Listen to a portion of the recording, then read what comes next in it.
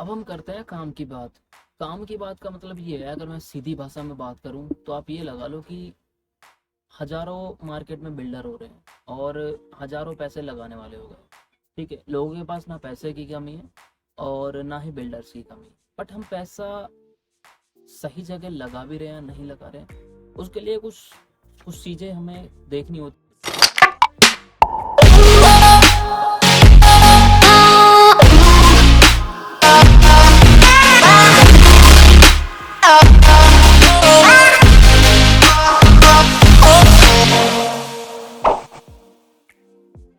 So hello guys, कैसे हैं आप सब लोग। तो welcome to the investor point और मैं हूं आपका दोस्त पीयूष।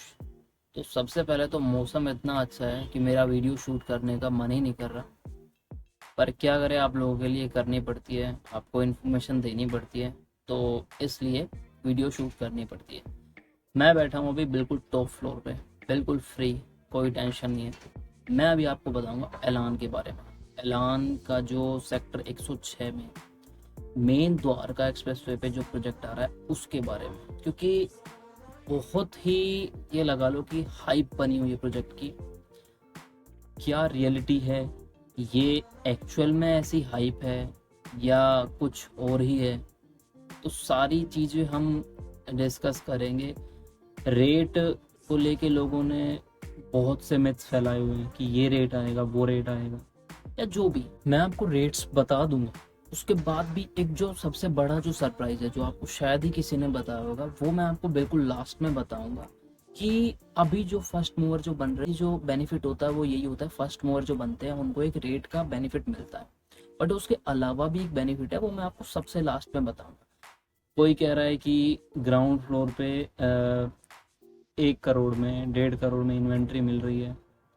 तो भाई बहुत तरह के लोग हैं मार्केट में जो कुछ भी कर रहे हैं, जो सिर्फ और सिर्फ मतलब ये लगा लो कि क्लाइंट को अपने तक लाने के लिए, कि किसी तरीके से क्लाइंट आ जाए, उसके बाद हम यहाँ बिठा के उसको समझा लेंगे या जो भी है। तो एज ए इंक्वायरी जनरेट करने के लिए वो लोग ये सारी चीज़ें कर रहे हैं। तो सारी ही चीज़ें, फिर सबसे बड़ी बात जो यहाँ पे है कि कमर्शियल है, तो वो कमर्शियल चलेगा कैसे। ठीक है, रेजिडेंशियल आया, उनका बिक गया, हम मानते हैं। रेजिडेंशियल की तो सप्लाई कम ही है, जितना बना उतना कम है, बिकता है। M3M का भी आया था, वो भी बिक गया था, और जो भी है तो रेजिडेंशियल तो बिक जाता है। अब हम बात करें कमर्शियल की, तो एलान ने पीछे कितना काम किया है, कितना नहीं किया है, कितने मॉल उनके लीजिंग है, कितने नहीं है। तो मतलब ओवरऑल मैं पूरा ही इस वीडियो में बात करूंगा। वीडियो थोड़ा लंबा हो सकता है क्योंकि कंटेंट के साथ हम लोग कोई भी कॉम्प्रोमाइज़ नहीं करेंगे। अगर आपको पूरा जानने के लिए ना मिले, अगर आपको पूरी इन्फॉर्मेशन ना मिले, तो मुझे नहीं लगता कि मेरा वीडियो बनाने का कोई भी फ़ायदा है। ठीक है, तो वीडियो थोड़ा लंबा हो सकता है, आप बिना स्किप करें एक एक पॉइंट बड़ी बारीकी से सुनना।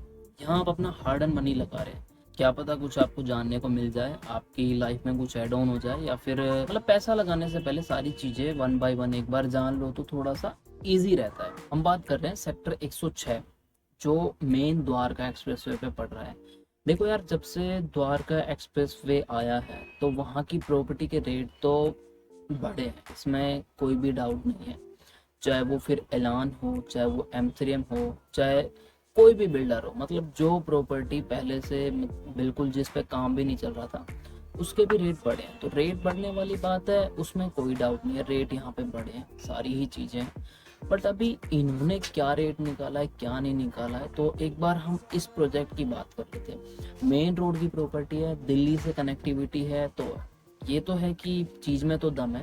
क्योंकि जैसा मेरे को अच्छे से याद है, इन्होंने इन्होंने जो अपना प्रेसिडेंशियल लॉन्च किया था, बड़ी तेज़ी से बिका था वो। मतलब ये लगा लो कि आज की डेट में अगर कोई कुछ मांगता है वहाँ पे, तो कुछ नहीं है, 2 से 3 मंथ के अंदर पूरा ही निकल गया था लोगों ने। जबकि मतलब ये लगा लो 3.5 मतलब 4 करोड़ के आसपास से इन्वेस्टमेंट स्टार्ट थी, 4 साढ़े 4 करोड़ से, फिर भी लोगों ने दबा के लिया है। ठीक है, तो वो वाली चीज़ है। अब उसी हिसाब से जैसे फेजेज में लेके आए थे उस टाइम, तो फेजेस में लेके आए थे। टोटल अगर मैं बात करूँ तो 1700 यूनिट आनी थी। ठीक है, बट इन्होंने पहले 500 यूनिट निकाली थी, ताकि जो पहले जो फर्स्ट जो मूवर बन रहे हैं उनको एक एप्रिसिएशन मिल सके।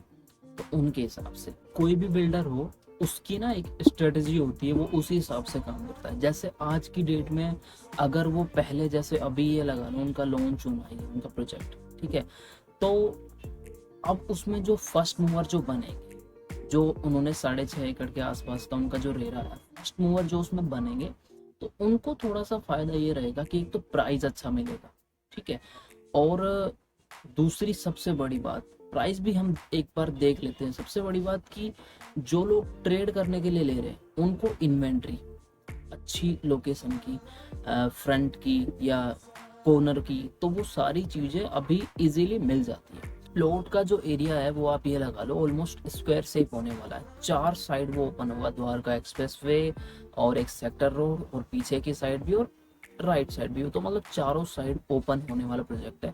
और अगर मैं बात करूं एट्रियम की, एट्रियम काफ़ी बड़ा एट्रियम है इनका।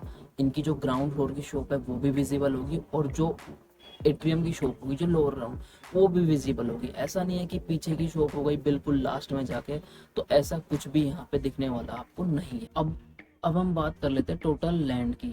फर्स्ट अगर शुरुआत में अगर हम बात करें तो इनके पास 40 एकड़ लैंड जब इन्होंने स्टार्ट किया था, रेजिडेंशियल जब लिया था, फिर इन्होंने 7 एकड़ के आसपास की लैंड और ले ली है। तो अभी की अगर मैं बात करूं तो 30 एकड़ में इनका जो है रेजिडेंशियल है, और करीब करीब 12.5 एकड़ में इनका कमर्शियल है, ठीक है, और जो 4.5 एकड़ के आसपास की लैंड बची है उसमें अदर एक्टिविटीज लाइक स्कूल्स है या जो भी है वो फ्यूचर में जो भी होगा वो होगा। एक बार मैं थोड़ा प्रोजेक्ट के बारे में आपको बताता हूँ कि प्रोजेक्ट में क्या क्या है।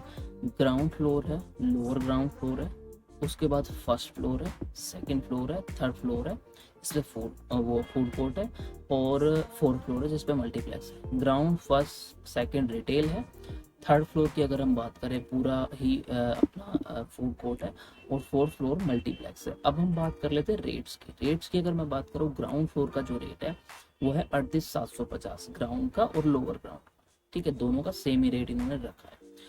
फर्स्ट फ्लोर की अगर मैं बात करूं तो 24,000 का रेट है। अगर सेकंड फ्लोर की मैं बात करूं तो अभी वो ओपन नहीं किया है, वो मतलब ये लगा लो भी सेल ही नहीं कर रहे, फेजेस में जैसे ये करते हैं, तो वही एक बिल्डर की एक स्ट्रेटजी होती है, उसके हिसाब से ही वो चलते हैं, ठीक है। अगर मैं थर्ड फ्लोर की बात करता हूँ तो उसका जो रेट इन्होंने रखा है वो रखा है 21,000 का, ठीक है। ये जो रेट रखा हुआ है अभी का रेट है। इसके बाद क्या है कि 11,000 रुपये हर फ्लोर पे प्लस हो जाना है।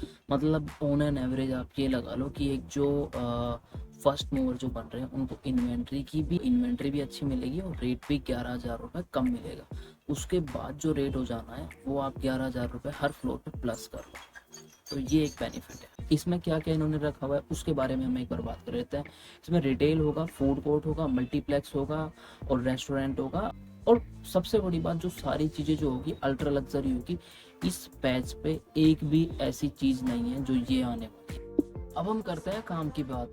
काम की बात का मतलब ये है, अगर मैं सीधी भाषा में बात करूं तो आप ये लगा लो कि हजारों मार्केट में बिल्डर हो रहे हैं और हजारों पैसे लगाने वाले हो गए, ठीक है। लोगों के पास ना पैसे की कमी है और ना ही बिल्डर्स की कमी, बट हम पैसा सही जगह लगा भी रहे हैं नहीं लगा रहे हैं, उसके लिए कुछ कुछ चीज़ें हमें देखनी होती है, कुछ आंकड़े हमें ऑब्जर्व करने होते हैं पहले के हिसाब से।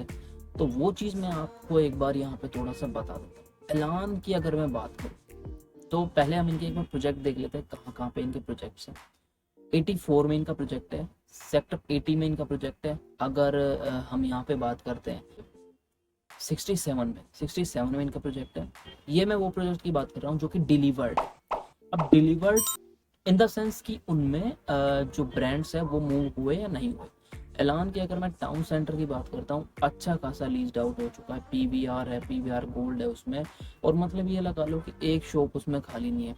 अगर मैं इनके मर्काडो की बात करता हूँ तो ये लगा लो करीब करीब 8 से 9 ब्रांड वहाँ पे भी साइन हो गए हैं, फिट आउट का काम चल रहा है, KFC है और पिज़्ज़ा हट है, तो बड़ी बड़ी ब्रांड्स वहाँ पे है। अगर मैं मिरेकल की बात करता हूँ तो ये लगा लो 25 से 28 के आसपास ब्रांड वहाँ पे आए हुए हैं, जैसे अपना KFC है या पिज़्ज़ा हट है या फिर जो भी बड़े बड़े जो भी ब्रांड है, तो काफ़ी अच्छे ब्रांड्स वहाँ पे आए हुए हैं, छोटे ब्रांड वहाँ पे नहीं है।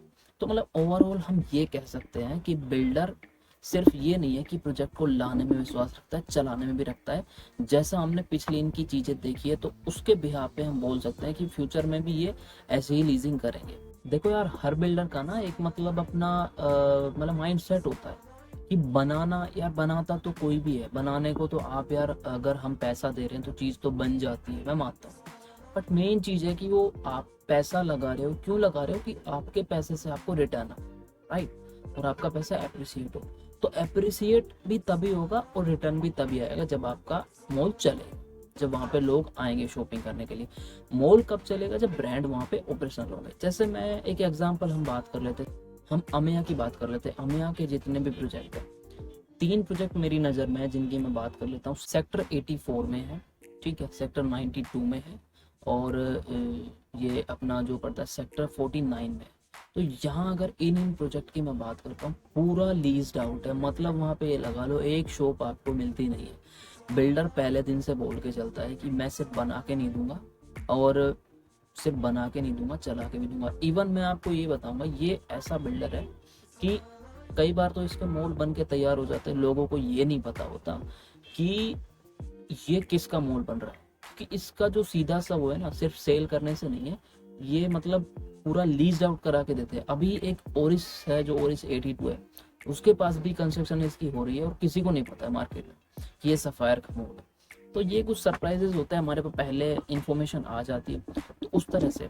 तो अब जैसे सफायर है, ये चलाने पे विश्वास रखता है, तो कहीं ना कहीं हम ये बोल सकते हैं कि ऐलान का भी कुछ पूरे तरीके से नहीं, बट कुछ वैसा दिखने में आ रहा है। वो फ्यूचर में क्या करता है क्या नहीं, वो हम उसी टाइम बात करें। शायद से आपको इन्फॉर्मेशन सफिशिएंट मिल गई होगी। अगर फिर भी कुछ नहीं समझ आया हो तो नंबर मैंने डाल दिया, आप कॉल कर सकते हैं। और प्लीज़ जेन्युइन बायर जिनको एक्चुअल में ही इन्फॉर्मेशन लेनी है, कॉल कर सकते हैं, साइट विजिट कर सकते हैं, प्रोजेक्ट देख सकते हैं, ठीक है। तो अभी हम वीडियो को ख़त्म कर दें क्योंकि अंधेरा काफ़ी हो गया और मेरे को वीडियो शूट करने में काफ़ी दिक्कत आ रही है और आपको समझ नहीं आएगा। तो अभी हम वीडियो को ख़त्म कर दें और मिलते हैं अगली वीडियो में कुछ नई इन्फॉर्मेशन के साथ।